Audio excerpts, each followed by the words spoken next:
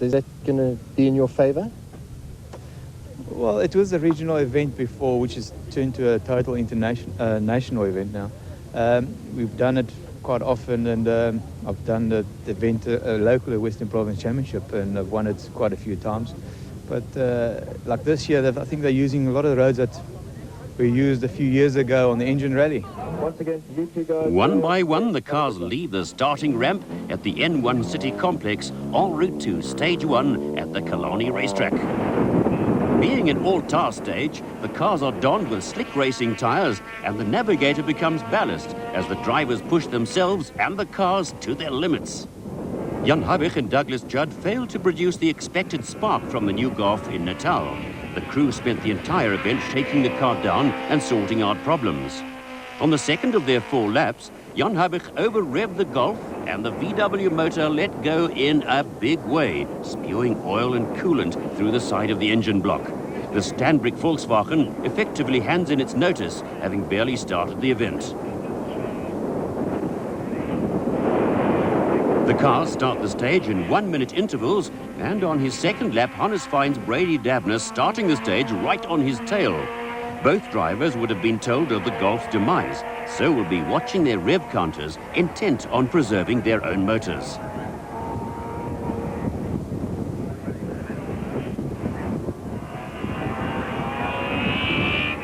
Hannes completes the 4 laps in a time of 5 minutes and 23 seconds, a full 8 seconds faster than Dabner and Hodgson.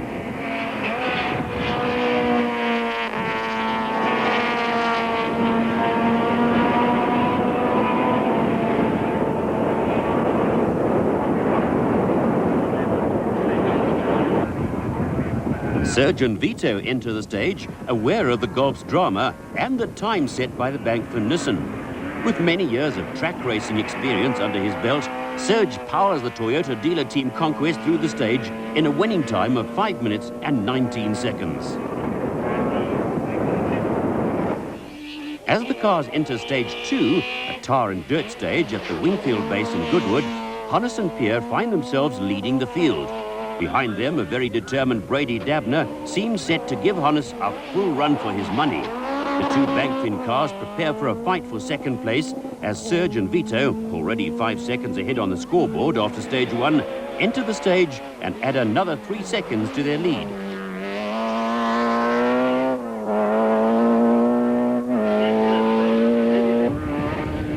Having failed to finish the Tour de Total rally, Glenn Durman and Dave Levkowitz have a point to prove over their fellow Class C competition, Etienne Lawrence and Robert Paisley. Etienne nursed the 2-wheel drive Conquest through the final stages of the Tour ahead of a charge by Trevor Graham and Peter Chadwick. The crew won their class in Natal, but intend to finish this event under full power.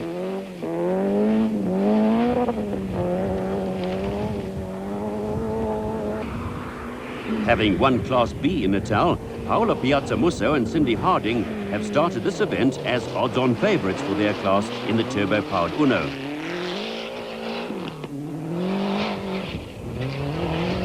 Making a welcome return to the rally scene as a driver is off-roader Wiley Harrington, competing in a Class A Conquest together with Nick Haddon. From Cape Town itself, a long open section transports the cars to stage 3, a tight dirt section on the old Helshoogte Pass, which now forms part of the Forest Road network in the plantations outside Stellenbosch. 130, turn off, reverse fork right, rough in bend. Turn off, reverse fork right, rough in bend. 150, sweep left, keep right. Sweep left, keep right, 50 meters, sweep left, keep right. 250, turn off, fork right. In car with Hannes and Pierre, one can see just how tight the stage actually is. Turn off, fork right, blind down. Turn off, fork right, blind down.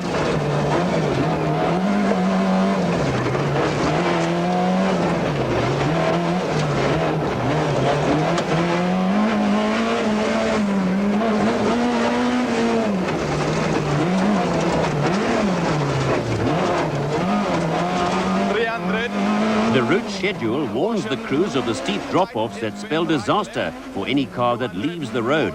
The route schedule has a full 10 pages of instructions for the 10-kilometre stage, leaving the navigators very little room for errors. One wrong instruction and the crew could find themselves at the bottom of the gorge.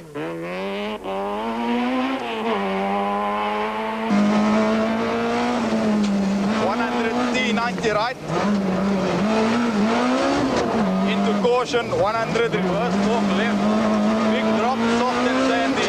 Reverse fork left. Big drop, soft and sandy.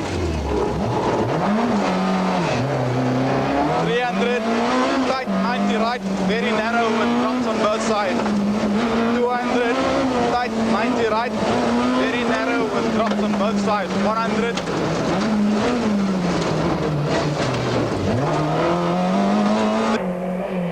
Behind the Nissan, Brady Dabner's Toyota is visibly slower. Expecting damp roads in the forest, the crew had made the wrong tyre choice and were paying the price for their mistake. Hannes and Pierre make good time in the stage, but lose a few seconds when Hannes taps off early, the crew having mistaken a warning board for the flying finish. That's a flying finish.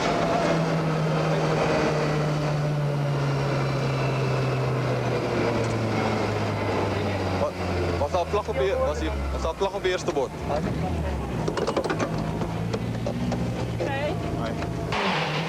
Dabner and Hodgson lose a full minute to the Nissan, easing the pressure on Hannes and Pierre, who themselves lose 10 seconds to Surgeon Vito, who posted a winning time of 10 minutes and 36 seconds.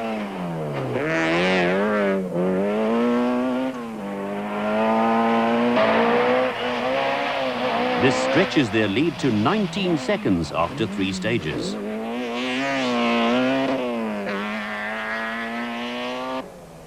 The Class C contest between Derman and Lawrence extends into stage 3, although Derman and Levkovitz lag by 12 seconds to Etienne Lawrence and Robert Paisley. In their effort, Lawrence and Paisley complete the stage 8 seconds quicker than the Class A car of Brady Dabner. A good effort in a two-wheel drive 1.6-litre car.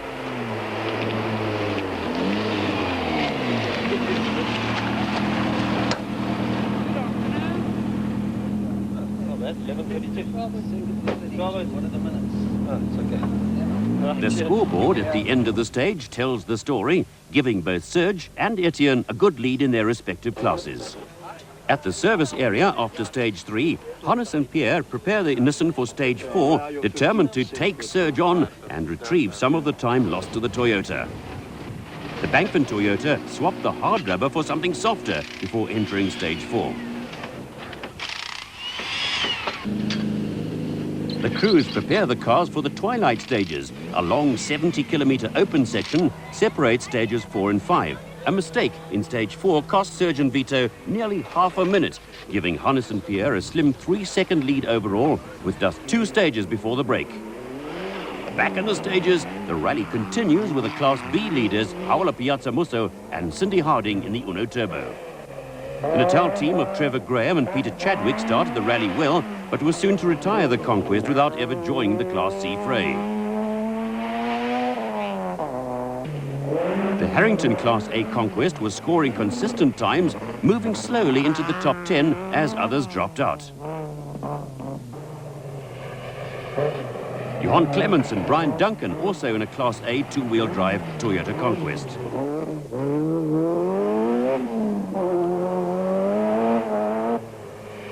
Alan Mitrovic and Mike Burrows taking a more conservative approach to the tight and often dangerous conditions in the forest stages.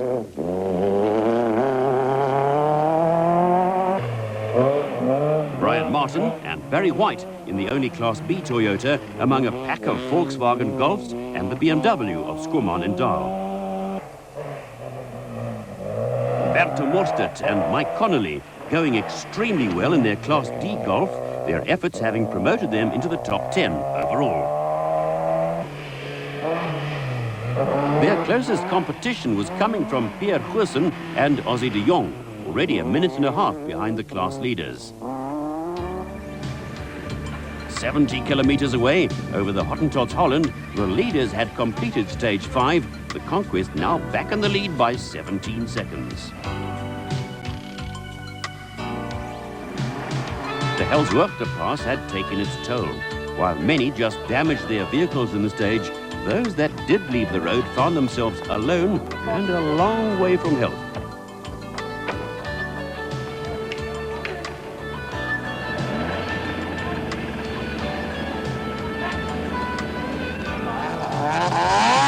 Into stage 6 go the second-placed Bank van Nissen of Hannes Kobler and Pierre Arries. After their disastrous tyre choice in stage 3, Dabner and Hodgson were back in business on stages 4 and 5. Although they were continuously posting times slower than Hannes Kobler, the Bank van Toyota crew were desperate to stay within shot of the Nissan's valuable second place. Stage 1 and 2 were good for us. Stage 3 we lost time with the wrong decision because our tyre supply isn't that great, so we used wet tyres in the forest thinking that because of the rain that we've had it's going to be wet. And it turned out to be bone dry, so we lost virtually a minute. A lot of uphills and downhills, and the tyre just kept sort of spinning and couldn't get traction, so we lost a minute and that put us down. So the very next stage we put on the proper tyres that I've been trying to save, and we were back on the pace there. So that was our major problem. The 2 stages back we had a problem with the tyre marshal on the start, and also we had an intercom go, and we had a puncture, so all that was in one stage, and that dropped us another 20-odd seconds. So let's hope those problems are past. It was quite a tough afternoon. It wasn't very long, but the stages was very tight, and we did some new stages, interesting stages. And we're lying second at the moment. We were in a lead for a while, but we lost it to Serge on one of the last stages. But the rally are only going to start at 11 o'clock, and we're definitely going to chase and try and pull a win off. So at the Hermanus regroup, the scoreboard sees Serge and Vito back in the lead by 23 seconds. Dabner and Hodgson hold third spot, 90 seconds behind the Nissan. The question is, can anyone slow the pace being set by the leaders Damso and Bonafide? Well, the main aim was to be number 1 tonight, because I know in this area sometimes the dust can be very bad. And then the last 2 stages gave it a bit of a try to get in front again. And there's some long stages coming up now, 26, 30 Ks. Things might change again, but we never know. We'll see how it goes. The Total Autumn Trial has traditionally been a night event. This year, despite being upgraded to national status, was to be no exception. With just 6 of the 17 stages completed, the bulk of the rally was to take place between midnight and dawn. The tunnel vision caused by the strong halogen lights gives the drivers a better target to concentrate on. The negative side effect is fatigue. Serge Damso enjoys the night stages and shows no signs of slowing his pace. In stage 8, the Nissan suffers handling problems and Hannes has the suspension checked. In stage 9, the front suspension on the Sentra gave way, causing the Nissan to dramatically retire from the rally. Hannes was able to keep the car under control and damage was minimal. This promoted Brady Dabner and Guy Hodgson to second overall and took the pressure off Serge and Vito. As the cars entered stage 10, the rally was effectively over, and Serge slowed his pace to conserve the car and nurse it to the end. 5 minutes separated Serge and the second Toyota. Lawrence and Paisley were promoted to third overall, having lost their competition when Derman was excluded for arriving late at the start of stage 7. Stage 9 also saw problems for the Piazza Musso Cindy Harding Uno. A blown turbo cost the crew over 11 minutes in the stage, effectively forcing their retirement from the already depleted field.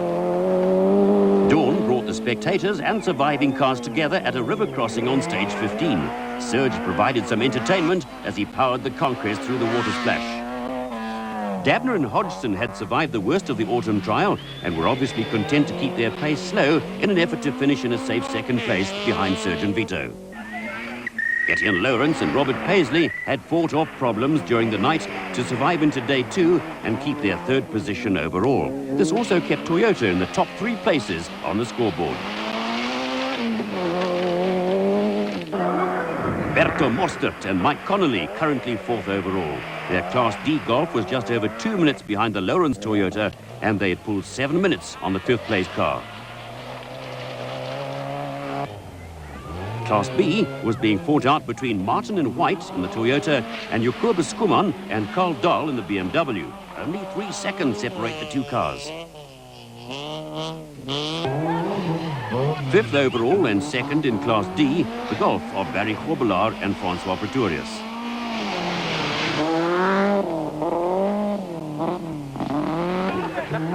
Marius Loubser and Eben Tiart taking a cautious line through the splash.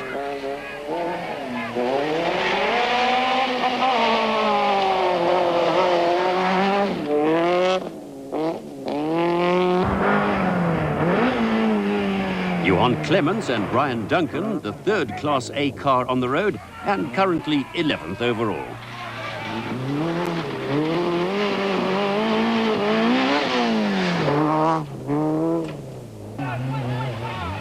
Sergei Esterhuizen and Johan Barnard surviving the worst of it in their Class C Golf. Stage 16 passed without incident, and the cars arrived at Killarney for the final stage of the rally, a 4-lap sprint in a reverse direction around the track.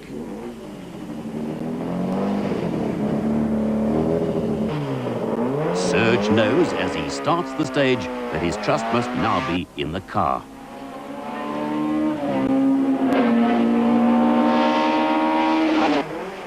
Dabner enters the stage.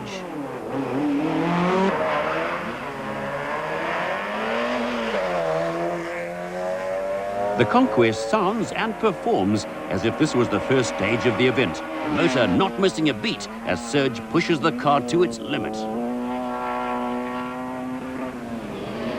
Serge Vito and the Conquest pull into the final marshal point. A victory once again for the Toyota dealer team.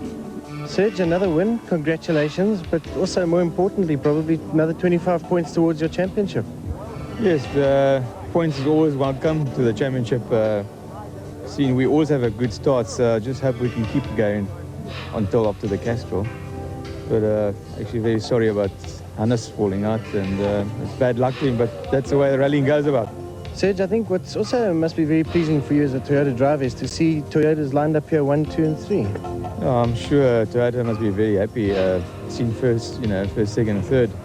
It's always good for the manufacturer to see their cars come in, and I'm sure they're very happy about it.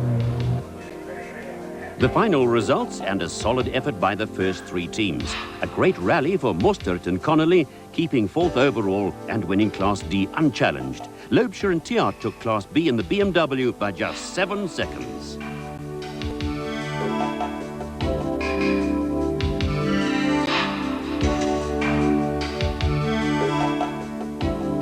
The Total Autumn Trial was brought to you by Total South Africa.